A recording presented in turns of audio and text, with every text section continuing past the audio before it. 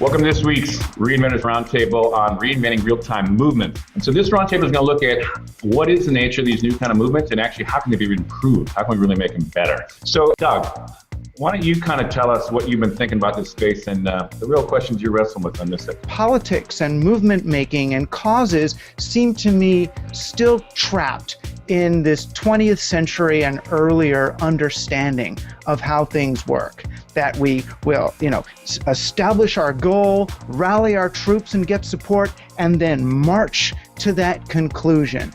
How are we going to keep this thing going in the face of potential violence and these more chronic problems like global warming or, hunger even? You don't declare a war on hunger. We look for sustainable solutions. What if we do it from the bottom up in terms of looking at the protocols of interaction and seeing whether more interesting, more beneficial things emerge from that? Can we move from this industrial age, one size fits all, big picture kind of thinking and move towards a more digital, cottage, hands-on, participatory style of interaction and still get things done? I look at our current politics with a lot of worry because I don't think anything happens anymore, because as soon as an issue starts to get a tiny bit of attention, we immediately jump to something else.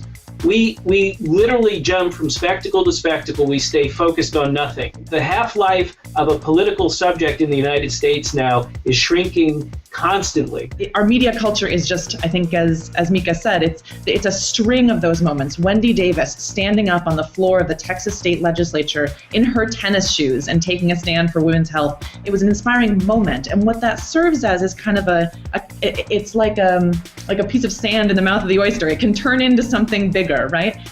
It's not just an emergent moment, but an emergent affiliation, action, structure, organization, interaction, that there's something building there. When I think of the role of organizers, it's to figure out how we catalyze and support those kinds of emergent campaign moments. I completely agree. And it's because the traditional way to do it, and it doesn't work, so there'll be a massacre. The president that we love will get up and say, okay, come with me. We're going to do something this time. Call your congressman.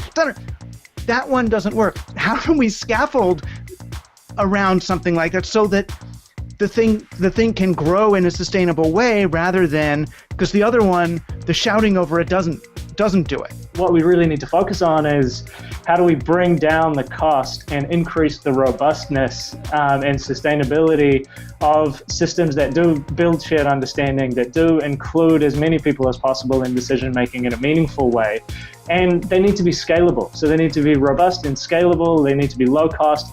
They need to be the most convenient way of doing things to really gain traction. And they need to be as transmissible, as socially transmissible as they possibly can be in an increasingly attention-driven society. We cannot talk about the future of movements, whether they are real-time movements or traditional movements, without also realizing that the digital platforms that we use are not true public spaces. They are corporate spaces, and then there's a national security overlay, which makes me question how safe they are to use if you're somebody who is working for real social change. As Occupy discovered, when you try and challenge the acceptable range of discourse and the limits of dissent, the government has no problem using extra legal measures to shut you down. One of the things I was interested in Occupy was this idea that the future representative government might actually emerge totally separate as a parallel structure, and it would be so preferable we'd all just switch over to it one day, right? Because if reforming the current one seems impossible, then maybe we just need to create better ones that eventually swallow, or the other one is pointless at some point.